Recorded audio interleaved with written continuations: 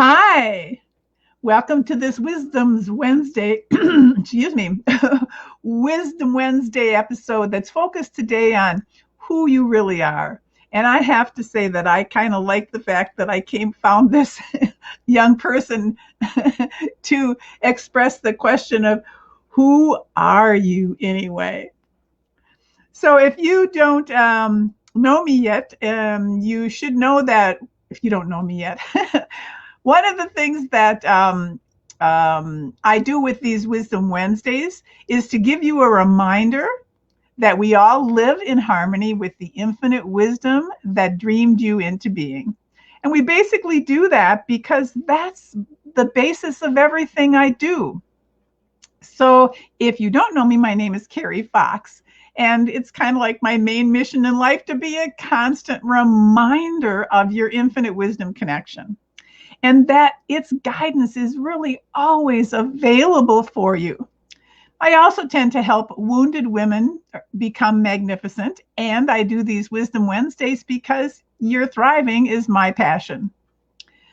So, for today's topic of who are you, it seemed like a good question to ask since, first of all, many of us are sheltering in place because of the pandemic, and we've been given this precious time to reevaluate who we are or who we have been being, and maybe even who we want to be.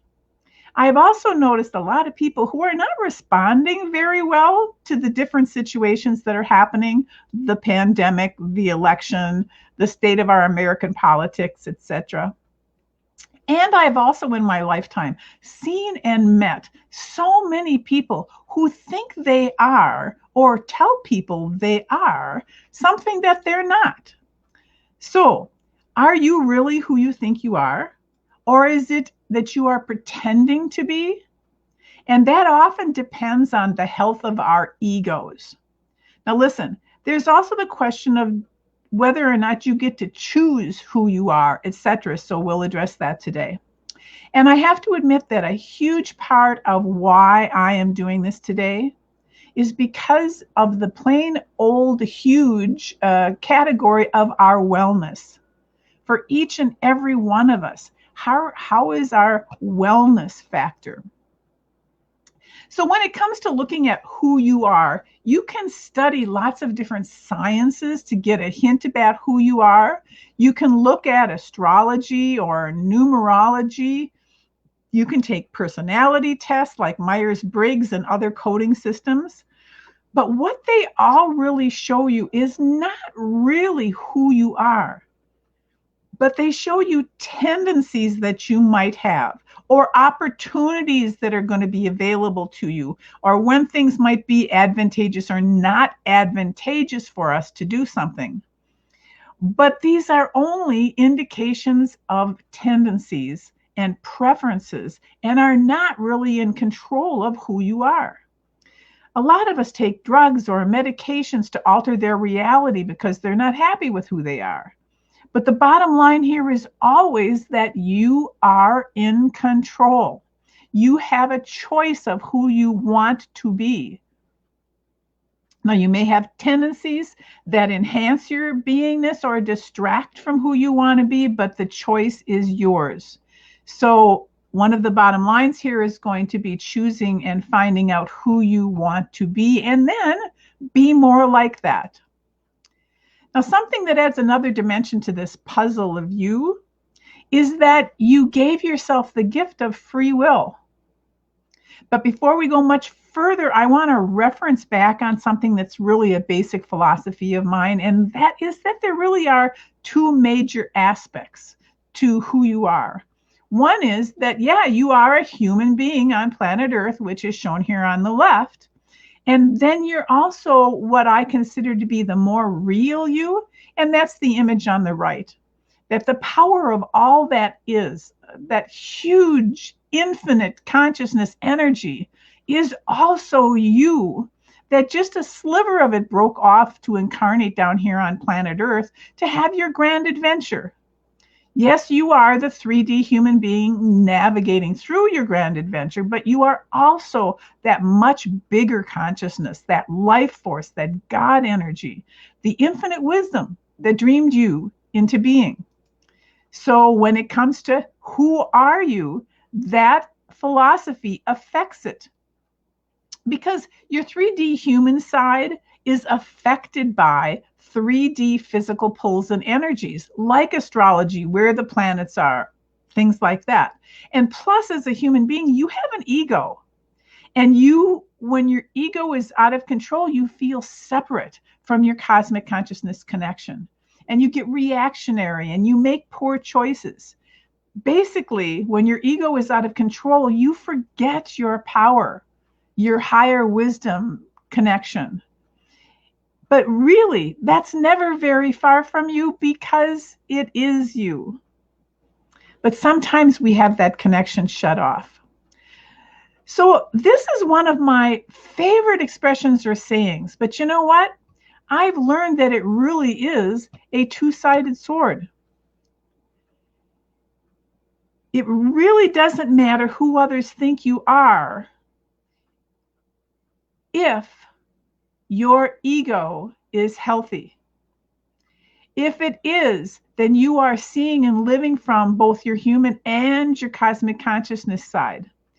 But if your ego is out of control, then what other people think of you or say to you about your behavior and who they think you are, then that matters. That is something that you need to take into consideration. So I suggest you pay attention and you listen. Both are important. What other people say about you, think about you, tell you about your behavior, and your cosmic consciousness side of being. But again, it has to do with whether or not your ego is healthy and helping you interact with the world, or if it's out of control and it keeps you in a fearful, doubting. Basically, it's feeding you a line of bull. If your ego is healthy, and unfortunately, it's pretty rare in this time on the planet Earth, the way things are happening, that people are living with healthy egos, but you can do that. There is probably not anything that someone can say about you that you are not really aware of, that their impression of you actually has a place in who you have been being or are being. But then again, if your ego is out of control, it'll have you so wrapped up in falsehoods that you look at everything defensively. You don't look for who you really are. You look for who you're pretending to be, and you're basically just hanging on by a thread to an illusion or 2 or 20. So let's look at it this way. Now, this image shows the ego and the soul, but I'd like to reframe this picture, and that on the left is your ego out of control. On the right is your ego in alignment with your cosmic consciousness. When your ego is out of control, it puts you into fear mode and you feel and act defensively and even mean. If you are living from that place of being, then you should listen to what others have to say and who you are showing yourself to be to them. But once you've healed your ego, then you would be living from that place on the right, a place of love and higher consciousness. And then you can put so much less belief in what others are saying to you or about you. In other words, your real strength and power comes from being the best you that you can be. So, who are you? What are you good at? And what makes you, you? Now, one of the tools I'd like to leave you with today is called a transformational events process. Now, this is not just a quick 30-minute process, but something that you might want to spend some time on. What it does, it takes a look at events that have happened in your life that have or could have affected who you are. For instance, a transformational event in my timeline, by the way, I have 100 things in my timeline. When my grandmother died, excuse me, when my grandmother died, she lived really close to us and we saw her often, and she suffered severely from rheumatoid arthritis. She was pretty much always in some kind of a state of pain, and it broke my heart. So when we received the call one Saturday morning that she had died in her sleep, I was overjoyed. I was so happy for her to be relieved of all her pain and to have gone home, to a place of pure love without all the earthly trials and tribulations. To which my sister responded by slapping me across the face and yelling in my face, "How dare you be happy? She died." Now, that was a transformational moment for me because I discovered that not everyone looked at life and death from the point of view that I had and still have. And there might be consequences for my expressing my feelings. So you can use this transformational events process to look at events in your life that have helped to create who you are. But remember that this process takes time, it takes reflections, and it won't be something that you can do in one 30-minute session. You're going to be adding to it continually. So be open to doing that. So another part of contemplating who you are is to look at what you stand for. Commonly today, that's called your core values. I also feel it has something to do with your gut instincts of knowing the difference between right and wrong. It has a lot to do with your relationship between your 3D human self and your cosmic consciousness. This is another tool that you can take, but it does take thought and consideration to find out what you really stand for, what you are willing to stand for, and what will be worth your time. So I definitely suggest that you invest some time in looking at your core values and what you stand for. So I just love this picture and had to put it in here. What do you stand for? Honesty, visionary, inspiration, integrity, motivation, social responsibility, being a game changer, a dream chaser, helping other people, having social responsibility. There's so many things that you could stand for, and it so behooves to find out who you really are. So I'd like to suggest another useful practice here, and it's called the I Am Journal. And this is where you had a piece of paper with the huge letters, I am, and then fill that page with ways that you can describe yourself. I'm tall, I'm short, I'm a wife, I'm a husband, I'm a son, I'm a daughter, I'm a representative of this, I'm sad more than I'm happy. Do not stop until you have at least 100 definitions that follow the term for you, I am. Include all the good, all the bad, and all the ugly things that you know about yourself. Do a brain dump. Really do this deliberately to find out more about who you are.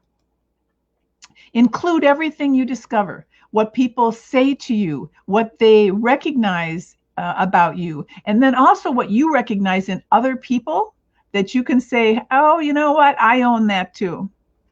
And also remember to honor the privilege that you have, that you get to choose who you want to be. It's a gift you gave yourself from your infinite wisdom when you decided to come down and incarnate on planet Earth. All of us have said and done things that we regret, but you can choose not to do them in the future. You can be a person that you want to be. So, who are you? Do you tell the truth, avoid rumors, remain respectful, stay focused, or do you use oppressive or offensive language? Do you libel or defame people? Are you a bully? Do you react defensively? Do you attack and try to beat other people down? Get that on your list of who you are. So, who are you? You know, you are all adults now, and you're responsible for your emotional intelligence at this point in the game. It's no longer about your old stories of who hurt you or who made you this way. It's all about you and who you decide to be and what you can do to fix your problems or get rid of your problems. Playing the blame game will leave you ugly and stagnant. Sorry, but not story. Sorry, but not sorry. Now here I put a page from the internet called Describe Yourself, and it gives you a whole bunch of words that you can use. But more importantly is this website itself. It's eslforums.com/words to describe yourself. And what that page has is 200 of the best words to describe yourself.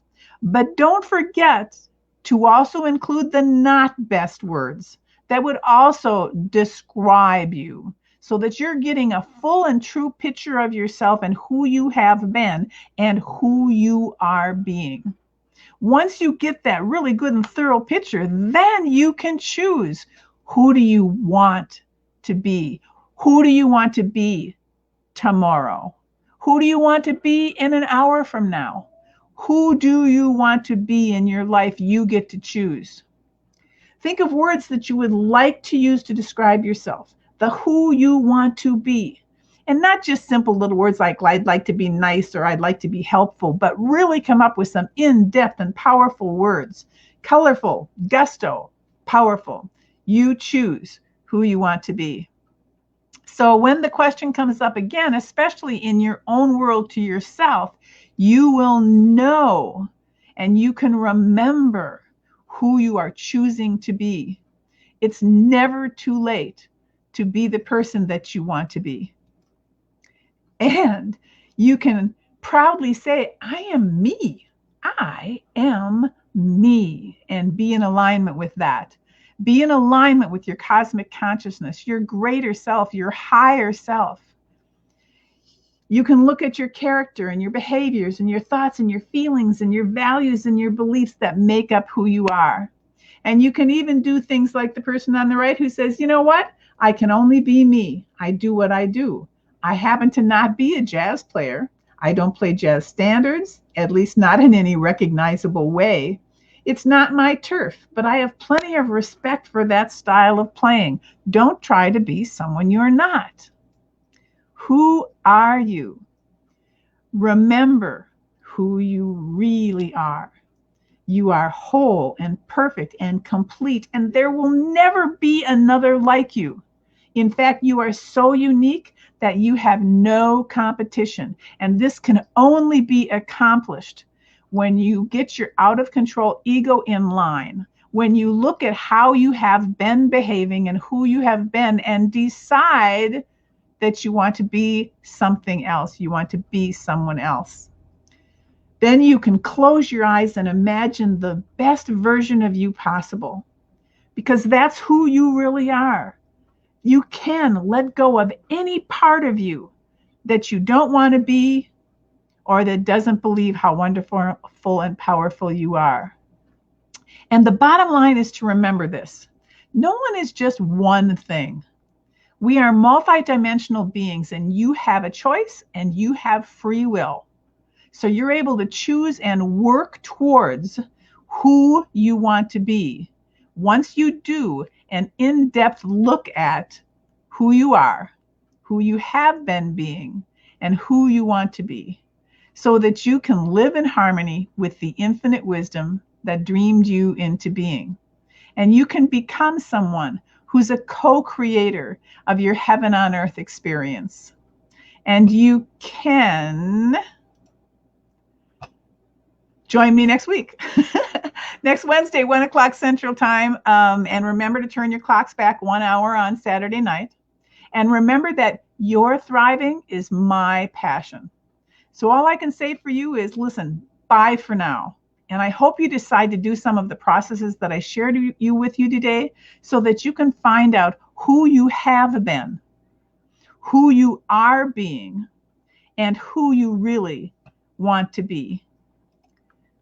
So I want to thank you so much. There we go. I want to thank you so much for joining me today. I'm Carrie Fox, and you know what? Your thriving is my passion.